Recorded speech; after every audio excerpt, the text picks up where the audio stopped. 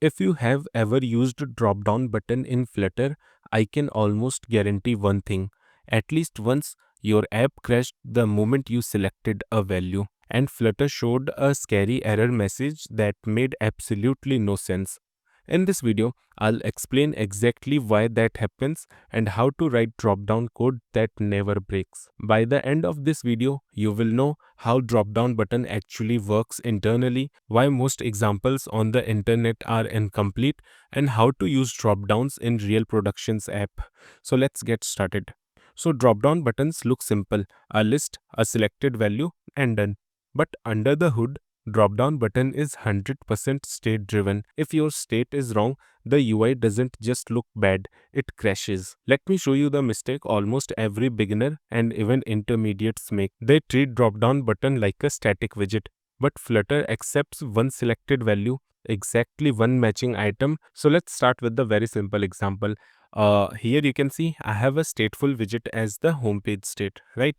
Now, if you try to add a drop-down button inside a stateless widget, then your app will get crashed. And the reason is that if your drop-down changes the value, then your widget must remember that value. That is why we cannot add the home page as the stateless widget. It must be a stateful widget because here we will create a variable and that variable will remember the selected value. Now let's create a variable and a list of items. So come above here and here create a final list of string and let's name it as countries. And then here I'm going to add few countries. This is perfectly fine. So here this countries variable like this list will provide the data to our dropdown. Now we need to create a variable which will hold the value of these countries. Okay, so come below here and this time create a variable, but do remember this thing, the variable should not be final. Okay, so here let's name this variable as selected country. So here you can do two things. Either you can make the selected country as empty string, right? Or you need to add a value which must be inside this countries array. So for example, I'm going to make the selected country's default value as India. Okay, so I can just copy paste India here. Do remember this thing, don't add any value here which is not inside this countries list. Okay, because if you do that, then your Flutter app will get crashed. Now let's write the drop down button. So come inside the center widget and for its child here add a column widget, and then for children here first add the drop down button. Okay, now inside drop down button we need to add items and on change functionality. Okay, so for items we know that our item is going to be our countries list, so here simply mention countries. Now if you hover onto this, then you can see the argument type list of string cannot be assigned to the parameter type of list of drop down menu item. So what you get by this, it means, so here we need to convert this list of string to list of drop down. Okay, so do one thing, come above here and here first add the string, which means the selected value is going to be type of string. Okay, then on the countries variable here add the map functionality. Okay, now here this map will iterate all the elements of the countries, right? So we will get a specific country. So here mention that. Either way, here you can add anything like item or just N1 or N2, whatever you prefer. Now, once the country is selected, right, then we need to convert it to drop down menu item. Like the drop down menu item is a widget. So here simply return drop down menu item, and then for child here we can simply add a text widget, and inside this text widget the value is going to be our country value. Okay, now apart from this text item here we also need to add the value. Like this is the UI part, right? The child is going to be the UI part, like what user is going to see.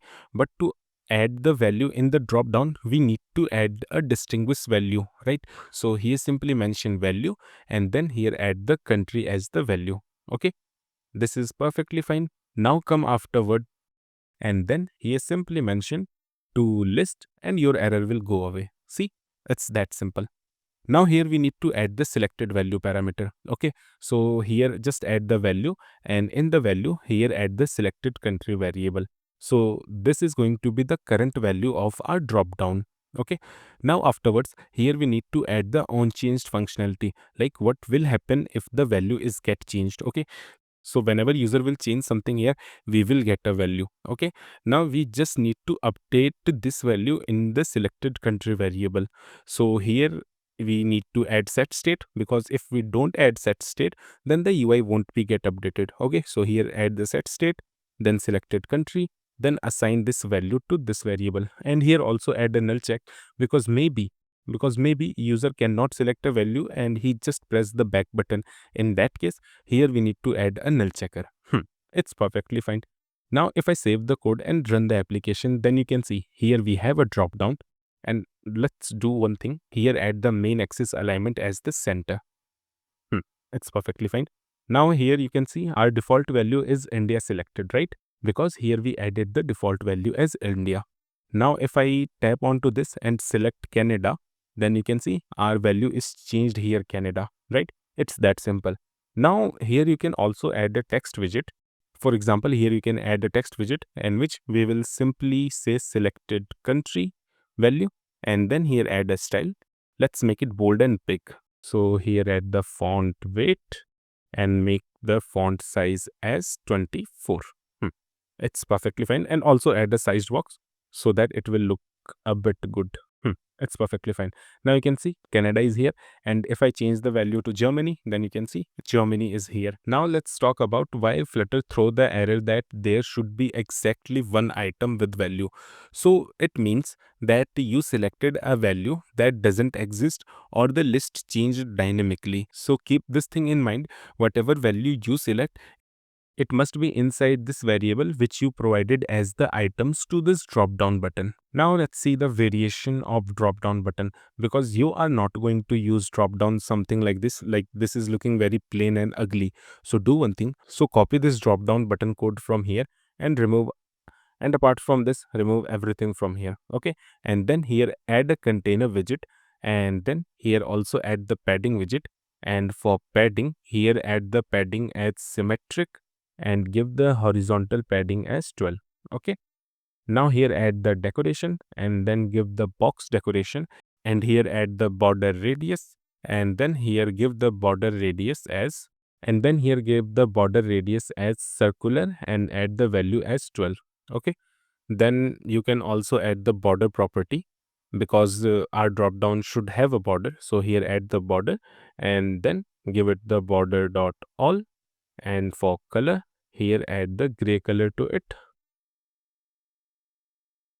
and for width here add the width as 1. Now just save the code and run the application to see if our container is looking good or not.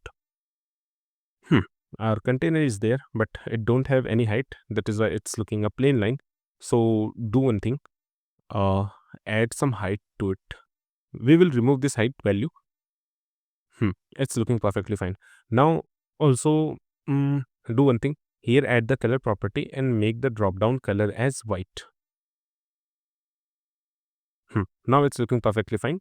Now remove the height from here, and then here add the child property of this container, and then here just paste your drop down code. Okay. Now if you save the code and run the application, then you can see our drop down is there, right? And I can select any value and it's changing as per that. But now if you see, then here we have a underline in this drop down. So if you want to remove that underline, then what you can do, you can wrap this drop down button with the drop down button hide underline widget. So here you can simply mention drop down button hide underline. Okay. Now if you save the code, then you can see the underline is removed. Okay. Now let's say you want that your drop down should occupy all the available width, right? Then what you can do, you can make use of this is expanded property, and here you can add its value as true. Now if I save the code, then you can see our drop down is taking all the available space. Now let's say you want to create a drop down something like edit text field, right?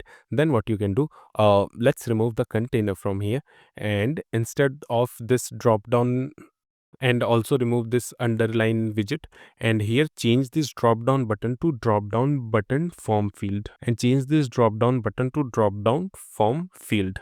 Okay. And okay, it's fine. Just remove these two property here because we already added that thing. Hmm. Now if I save the code and run the application, then you can see this time our drop down is looking like a text field. Okay, now if you want to add the decoration or the hint text kind of thing, then you can do that, because now when we change the drop down button to drop down form field, then we have a decoration property, right? And inside decoration, here we can add the input decoration. For example, you can add the label text as something like select country, and then here you can also add the border color, something like here you can add the outline input border, and then here add the border radius and give the border radius as 12. Now if you save the code, then you can see it's looking something like a text field, right? The same way you can create the custom builder for this drop down. Like, I'll provide all the codes and detail in the description. You can find that thing from there.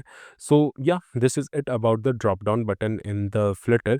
So if you enjoyed this video, then please hit the like button and subscribe to Widget Wisdom, and tell me whatever you liked about this video or don't liked about this video in the comment section, and I'll see you in the next one, where we will talk about the radio buttons in Flutter. So yeah, I'll see you in the next one. Till then, bye bye.